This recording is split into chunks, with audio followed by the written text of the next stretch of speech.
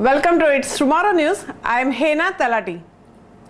Spring flooding to ramp up over the north central United States. A major warm-up this week will start a spring melting event across the parts of the north central United States that were pummeled by the frequent snowstorms this winter. Surging temperatures combined with the surplus of the snow from over the winter will cause the spring flooding season to ramp up with the wedges in the coming weeks over the northern plains and in the parts of upper Midwest, said the AccuWeather.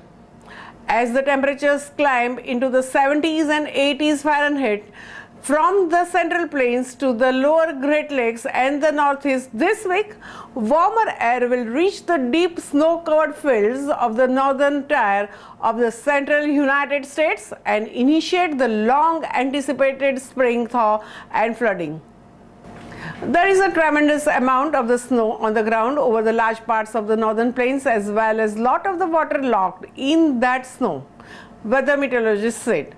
In the portion of the Dakotas, Minnesota, North Wisconsin and northern Michigan, there is from 4 to 8 inches of the water locked up into that snow.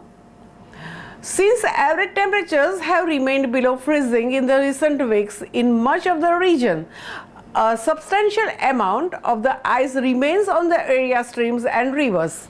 As the temperature soars this week, ice will break up and begin to move downstream. There it will get bottled up. Ice dam flooding can occur, experts say, and in some cases where the temperatures dip below freezing at night, the thaw will be gradual and flooding may be limited. The thaw, and perhaps the greatest risk of flooding, will be the most dramatic on the southern edges of the vast snowpack, such as South Dakota, central Minnesota, northern Wisconsin and upper peninsula of Michigan this week. Rain will mostly pivot from the west at the midweek to across the portions of the northern plains and upper Midwest by the late in the week. The latest forecasting data suggests that most areas should receive less than an inch of the rain over the course of 12 to 36 hours from that storm. That sort of rainfall is not likely to be a major factor in the runoff and potential flooding. However, the situation over the northern plains and the upper reaches of the Greater Lakes is complex and can vary from one river watershed to another. There has been a substantial amount of flood mitigation that has been completed, with more underway for the major population centers along the Red River. The biggest and most serious impacts also along the Red River will likely be in rural areas due to the cropland flooding and secondary road closures.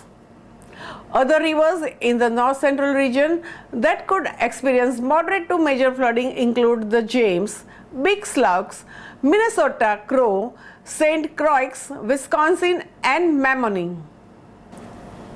The James River at the Ashton, South Dakota is projected to reach major flood stage around April 15th according to the National Weather Service hydrologists.